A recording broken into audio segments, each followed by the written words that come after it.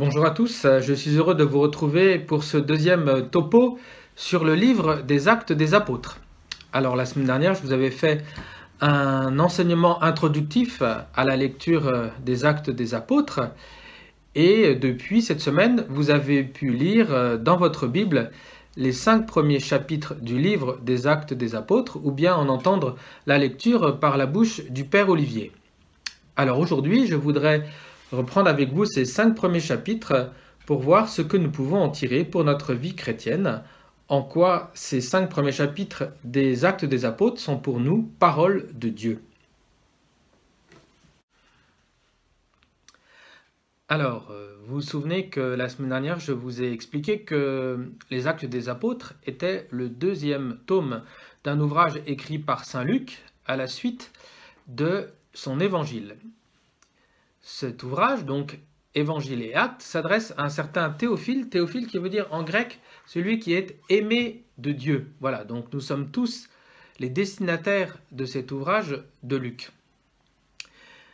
Au début des Actes des Apôtres, Luc commence par rappeler à Théophile tout ce qu'il lui a dit au sujet de Jésus dans son évangile et lui rappelle notamment l'ascension de Jésus 40 jours après sa résurrection.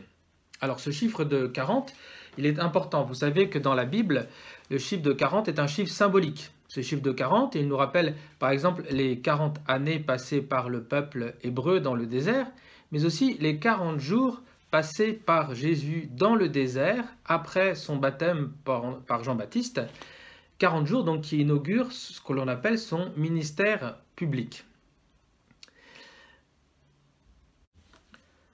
Ce chiffre de 40, il évoque donc toujours un temps de préparation, un temps de mise à l'écart pour se préparer à une mission.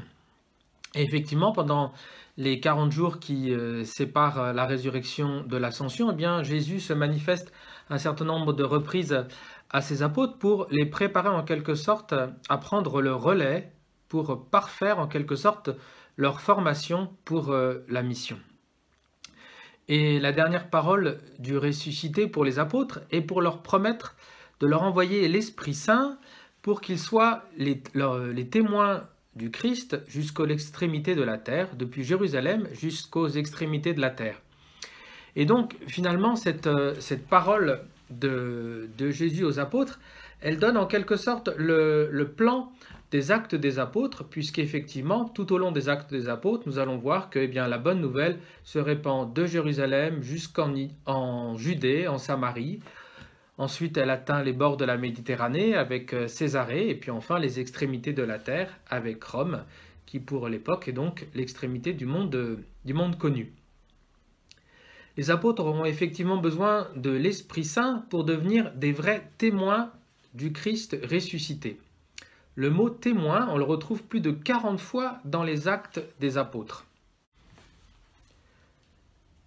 Ainsi donc, avec la venue de l'Esprit Saint, Jésus peut s'effacer sans laisser orphelins les apôtres. Alors qu'il monte vers le ciel, eh bien, Saint Luc nous dit qu'une nuée cache Jésus aux yeux des apôtres. Alors cette nuée, dans la Bible, elle est toujours significative de la présence de Dieu qui veut se manifester aux hommes sans non plus se faire voir.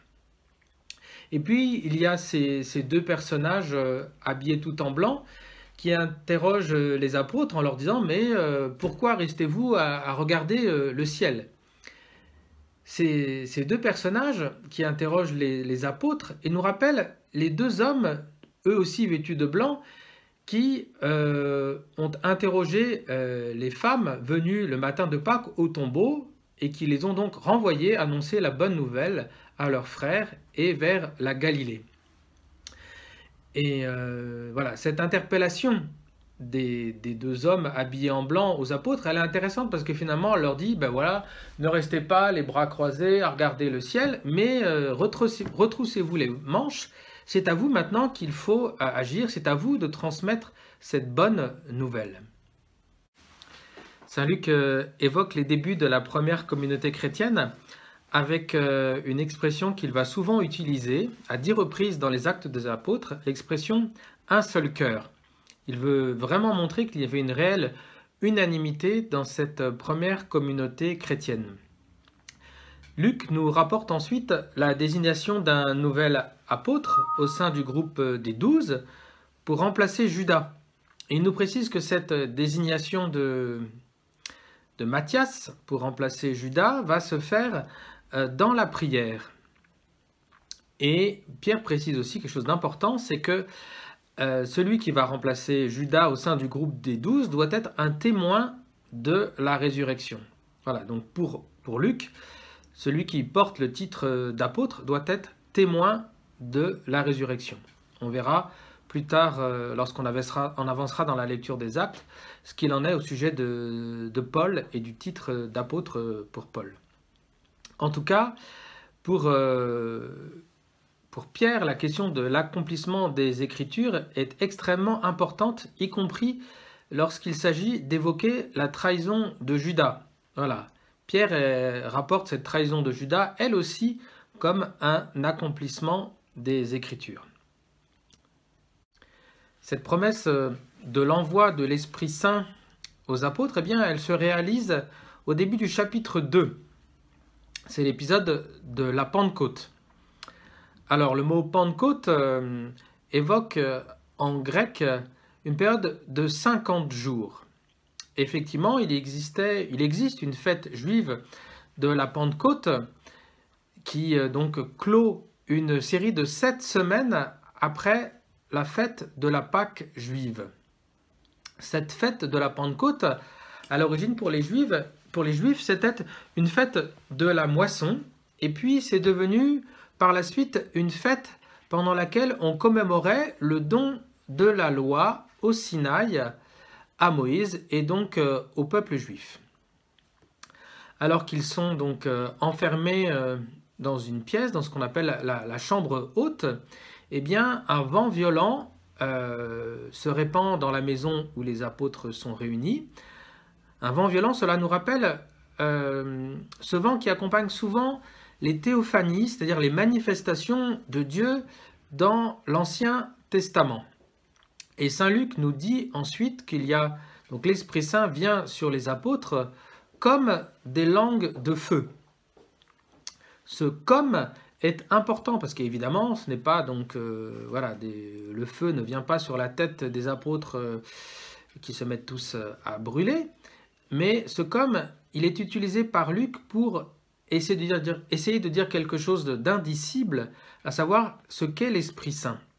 De même que l'Esprit Saint, on en parle en disant au moment du baptême de Jésus, voilà, l'Esprit descendit comme une colombe. Et de la même manière, ce n'est pas une colombe qui descend sur la tête de Jésus, mais Saint Luc utilise des images pour tenter d'exprimer ce qu'est l'Esprit Saint. Et le feu, c'est effectivement une bonne image pour exprimer ce qu'est l'Esprit Saint, puisque le feu, il exprime l'amour ardent de Dieu pour nous, mais aussi toute la force purificatrice du feu, voilà, qui vient brûler en nous tout ce qu'il y a de mauvais. Et ce miracle de la Pentecôte, eh bien, il met en quelque sorte un terme à la situation évoquée par la tour de Babel dans le livre de la Genèse, voilà, où en fait, eh bien, les hommes ne peuvent pas communiquer entre eux à cause de la différence des langues.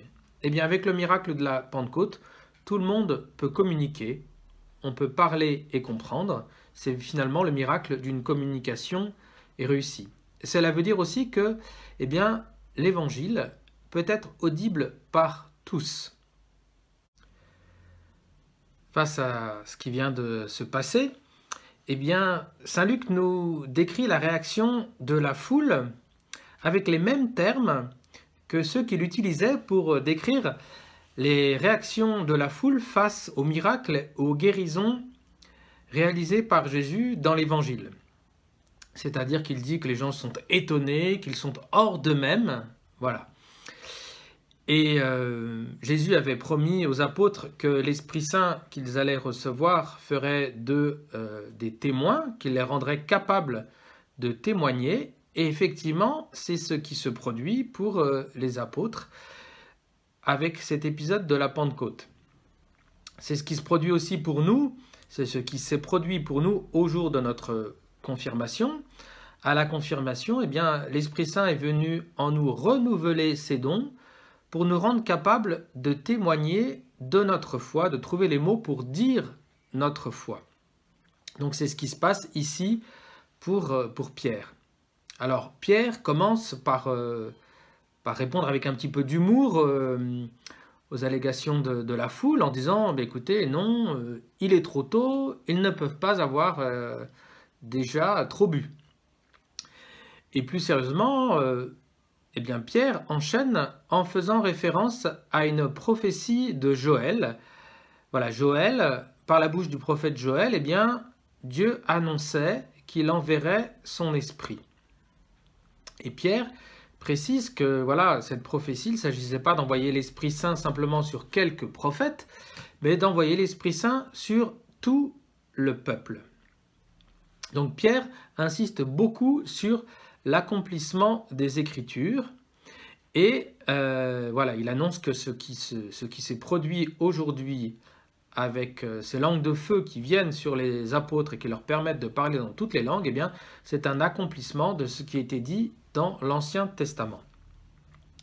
Et puis Pierre enchaîne ensuite avec ce qu'on appelle le kérygme. Alors le kérygme, vous en souvenez peut-être, je vous en avais parlé la semaine dernière. Le kérygme, donc c'est un mot grec qui signifie proclamation. C'est en quelque sorte un condensé de la foi chrétienne utilisé dans les premiers temps de l'Église. Et effectivement, voilà, saint Luc nous dit que Pierre se lève, qu'il parle avec une voix forte, qu'il s'adresse avec assurance à toute l'assemblée, avec les mots du kérygme, en disant voilà, alors pas complètement explicitement, mais en tout cas l'idée du kérygme est là, à savoir Christ est mort, Christ est ressuscité, conformément aux Écritures, c'est très important, et surtout, nous en sommes témoins. Voilà.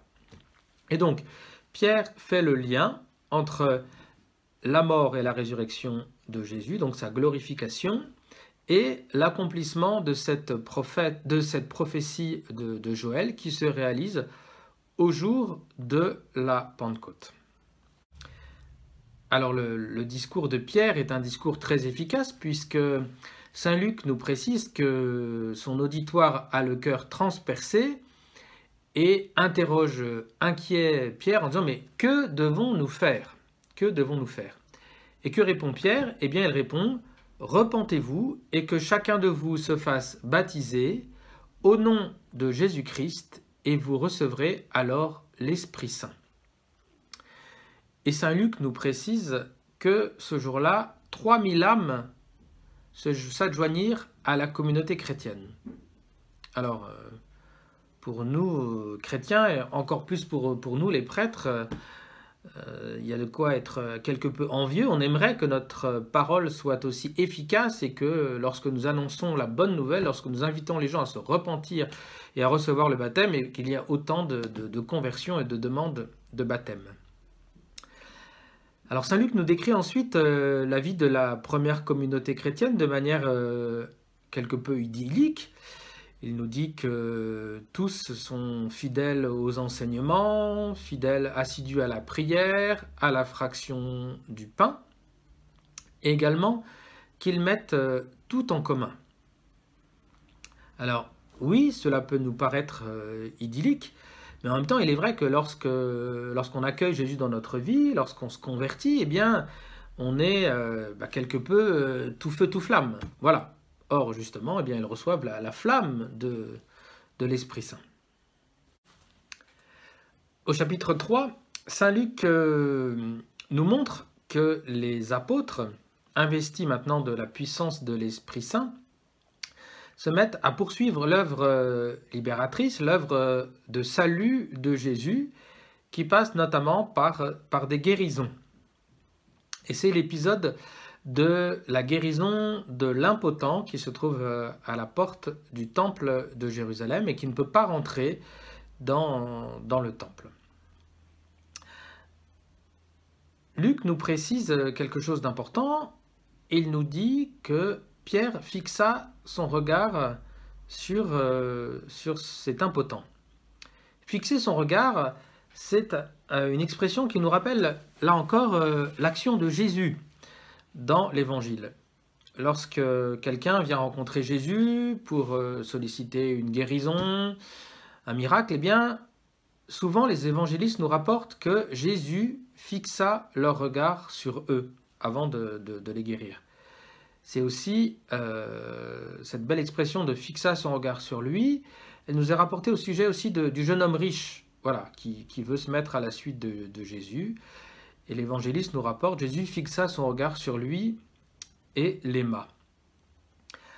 La guérison que Pierre et Jean effectuent, en l'occurrence avec cet impotent, eh bien ils le guérissent au nom de Jésus. C'est important, cette précision au nom de Jésus, ça veut dire que ce n'est pas par leur propre pouvoir qu'ils vont guérir cet impotent, mais c'est bien en invoquant ce nom de Jésus, c'est tout le pouvoir salvifique de Jésus qui est mis en œuvre. Et puis le résultat est efficace puisque Saint Luc nous précise que Pierre tend la main à l'impotent et le relève. Le mot « relever » en grec est le même que celui qui est utilisé pour « ressusciter ». Là encore, dans l'Évangile, quand on nous décrit une guérison effectuée par Jésus, souvent on nous dit voilà, que cette personne est relevée. Et effectivement, voilà, Jésus, lorsqu'il vient nous guérir, eh bien, il nous relève, il nous remet sur le chemin de la vie.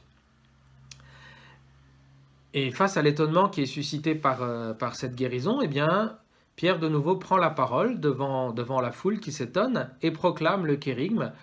Voilà, ce Christ que vous avez cloué sur le bois de la croix, eh bien, il est mort, il est ressuscité, conformément aux Écritures, toujours, et nous en sommes témoins.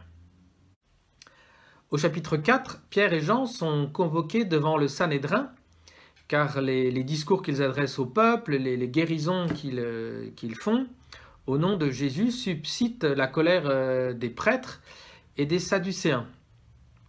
Et c'est l'occasion, là encore pour Pierre et Jean, de proclamer le kérygme. Et Saint Luc nous précise, là encore, qu'ils sont remplis d'Esprit Saint, comme au jour de la Pentecôte. Cela veut dire donc, si Luc précise cela, qu'ils sont remplis d'Esprit Saint, c'est bien pour montrer que l'Esprit Saint, c'est toujours l'Esprit Saint reçu à la Pentecôte qui agit en eux. Voilà, c'était pas, si je puis dire, un feu de paille, c'est langue de feu, mais c'est vraiment, l'Esprit Saint a un effet durable, une action durable dans le cœur des apôtres. Saint Luc nous précise même qu'il parle avec assurance. Cette expression « avec assurance », Luc l'utilise à 10 reprises justement dans les Actes des Apôtres pour parler de la manière dont les apôtres parlent au nom de Jésus-Christ. Le chapitre 5 nous montre que contrairement à ce qui nous avait été décrit jusqu'à présent par Saint Luc, eh bien la communauté chrétienne initiale, la première communauté, la première église n'est pas si idyllique que cela. C'est donc l'épisode d'Ananie et de son épouse Saphir. Donc Ananie et son épouse Saphir ont vendu un champ et pour en donner le produit de la vente à la première communauté chrétienne, mais ils décident finalement de garder une partie du produit de cette vente pour eux. Et Pierre les démasque, et puis leur péché fait qu'ils meurent subitement. Voilà. Alors cet épisode, il est intéressant pour nous parce que finalement, il nous montre que la première communauté chrétienne, eh bien, elle est déjà marquée par l'humanité. Voilà. Ce qui est reproché ici à Ananie et à Saphir, c'est finalement non pas d'avoir voulu garder de l'argent pour eux, mais d'avoir menti à l'Esprit Saint, qui est vraiment le péché mortel par excellence. Par ailleurs, les apôtres continuent de proclamer le kérygme et de réaliser des guérisons au nom de Jésus. Cela suscite des persécutions contre eux, et ils sont arrêtés. Et alors qu'ils sont mis en prison, eh bien, l'ange du Seigneur, nous dit saint Luc, vient les libérer la nuit. Alors, cet ange du Seigneur, il ne nous est pas inconnu puisque on nous l'évoque souvent dans la Bible. L'ange du Seigneur, eh bien, il manifeste en quelque sorte l'action de Dieu qui vient intervenir de manière miraculeuse. Cet ange du Seigneur, on le retrouvera à plusieurs reprises dans les Actes des Apôtres. Et voilà, les apôtres sont encore convoqués et ils sont relâchés après avoir été fouettés. Donc c'est le début des premières persécutions. Et saint Luc nous dit qu'ils repartent tout joyeux d'avoir été rendus dignes, d'avoir été persécutés au nom de leur foi. Alors ceci n'est pas sans nous rappeler l'une des béatitudes de l'Évangile. Heureux êtes-vous si l'on vous insulte, si l'on vous persécute, et si l'on vous calomnie de toute manière à cause de moi.